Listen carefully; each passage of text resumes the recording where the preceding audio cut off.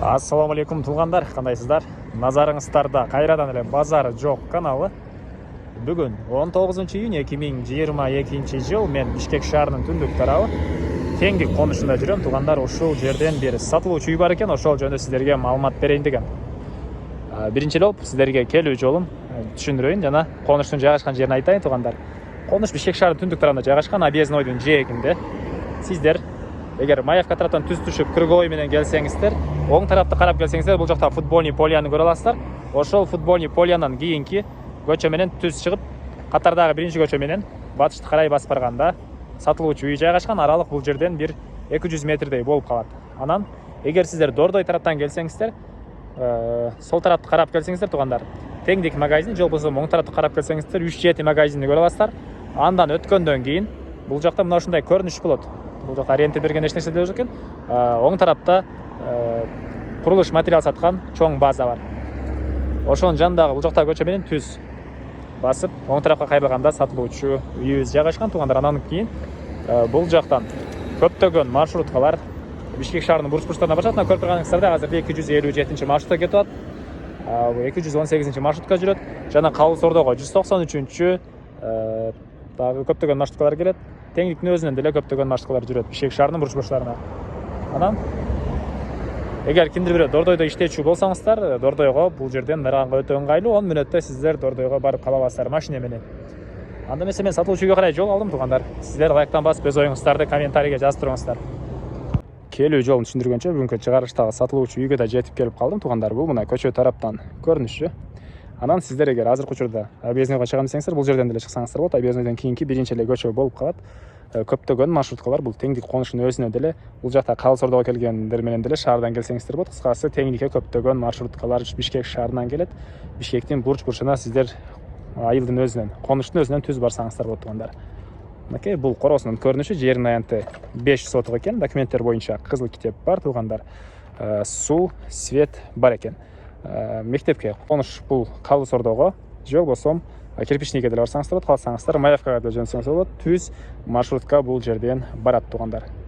Андан ары жеринин аянты 5 сотук, кызыл китеп бар деп айтып эмес, суу, свет бар, отопление бар экен, паровой отопление, котел менен иштейт туугандар. Үй жөнүндө айтсак, узун туурасы 9 га 7,5 каркасный үй экен туугандар. Тышкы тарабы российский сайдинг, андан кийин мини вата, андан кийин пенеплекс, ички тарабы мебельный ламинат. Мындай үйдү мен биринчи жолу тартып атам туугандар, ошого бул жакка жазып бир чекинен айттым. Бир аз катачылыктар болсо өзүңүздөр түшүнүп ала бериңиздер, интернеттен издейсиздерби, кыскасы ушундай. Андан ары азыр сиздерге биринчи болуп үйдүн ички тараптарын көргөзөйүн. Анан короосуна чыгып, дагы калган маалыматтарды берем туугандар. Үйдүн короосун көрүп, мынча кичинекей дебеңиздер. Арты тарабында туугандар бир аз мал сарайы, тоокканасы жана башка бир эки помещениялар бар. Азыр видеонун жүрүшүндө аларды деле көргөзөм.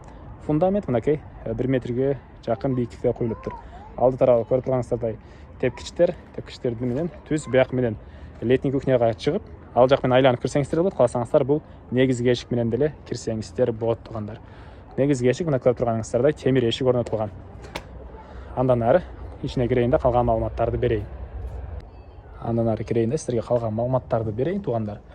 Киргенде мына ушундай бир бөлмө жайгашкан. Холл деп койгузбай, мынакей ички тарабы жана айткандай мебельный ламинат, түндүк тараптан терезе орнотулган туугандар. Мынакей потолок, натяжной потолок, пол ОСП экен.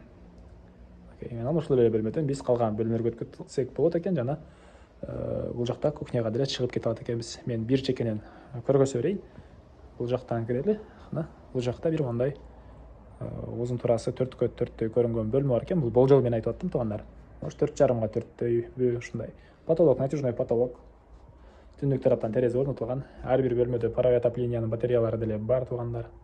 Мына ушундай көрүп турганыңыздардай бөлмө. Андан ары бул Теңдик конушу, эгер кимден ким алсаңыздар, Дордойго деле барып келгенге ыңгайлуу жерде жайгашкан туугандар. Анча деле алыс эмес Дордойдон.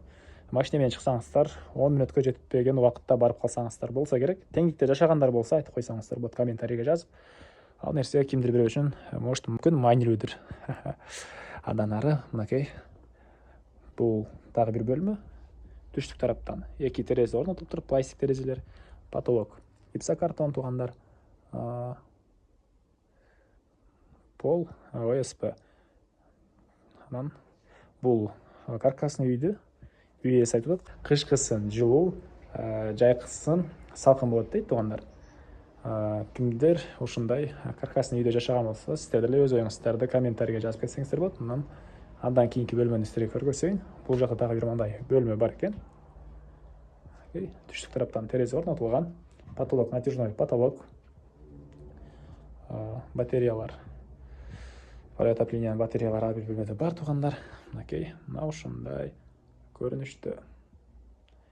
Эми сиздерге летний кухняны көргөзөйүн, андан соң короосун ачып, дагы калган маалыматтарды берейин туугандар. Бул жактан эле кирейин летний кухняга. Негизинен эшиктен деле түзмө-түз кирсеңиздер болот. Бул жакта кухня жайгашкан. Бул кухня фескоблок менен бүтүрүлүптүр туугандар. Тышкы тараптан утеплять этилген. Эшик тарабына раковина орнотулуп, суу чыгарылыптыр. Фильтр деле коюлуптур туугандар. Мынакей, мына ушундай көрүнүштө. Анан эшиктен киргенде эле бул жакта паровой отоплениянын котелу деле бул жакка орнотулган туугандар. Ал көмүр менен иштейт экен. Мына ушундай көрүнүштө. Пол стяжка. Ылдый тарабында унуттурмун, подвал деле бар экен туугандар. Бул кухнянын ылдый тарабында подвал деле бар. Андан ары короосуна чыгайын дагы, эми короосунда калган маалыматтарды берейин туугандар. Мен кайрыл үйдүн короосундамын туугандар. Эми арты тарабындагы помещенияларды сиздерге көргөзөйүн. Кошуналар менен болгон чек ара мондай зымтор менен тосулуптур. Суу мына үйдүн чыгыш бурчунда жайгашкан. Азыр калган маалыматты үйдүн арт тарабына өтүп берейин. Бул үйдүн чыгыш тарабы. Негизи өйдө тарабына мансард деле кылсаңыздар болот экен. Азыркы учурда толук түрдө бирок бүтө элек. Андан ары үйдүн арт тарабына чыкканга мондай тротуар куюлган туугандар. Арт тарабында бул жерге мондай жер жемшигинге бир аз жер деле бар. Үй ээси бирок бул жака бир аз мал карайын деп мондай мал сарайлар деле курган экен. Бул чыгыш бурчунда тооккана, андан кийин кой же кочкор кармаганга сарай, андан кийин бул жакта дагы бир склад сыяктуу сарайлар бар экен. Ал мал үчүн үйдүн батыш тарабынан өзүнчө чыгуучу жай деле калтырып тургандар. Эгер сиздер келип мал карайын десеңиздер, бул жактан жай бар. Малды киргизип чыгарганга өзүнчө жай болот. Бул үйдүн түштүк тараптан көрүнүшү. Мына ушундай көрүнүштө туугандар. Андан ары мен кайрыл үйдүн алды тарабындамын туугандар. Сиздерге болушунча бардык маалыматтарды бердим окшойт. Бир эле баасы калды. Бул үйдүн баасыны $33,000 деп аттыр үй ээси. Дагы сүйлөшүүлөр болот. Ээсинин номерин мен экранга калтырам туугандар. Звонок кылып сүйлөшүп көрүңүздөр. Сүйлөшүү болот. Ээсинин номерин экранга калтырам. Анан ушул видеону сиздер достор менен, группалар менен бөлүшсөңүздөр, мага үй ээсине чоң жардам берген болсоор, дагы кимдир бирөө ушул сыяктуу үй издеп жүргөн болсо, ал кишиге да чоң жардам берген болосуздар туугандар. Кимдир бирөө үй издеп көрдүңүздөр беле? Акча бар учурда үй издеген деле өтө кыйын туугандар. Андыктан группалар менен бөлүшсөңүздөр, сиздер көп эле адамга жардам берген болосуздар. Анда эмес сиздер менен коштошом туугандар. Кийинки чыгарышка чейин саламатта калыңыздар.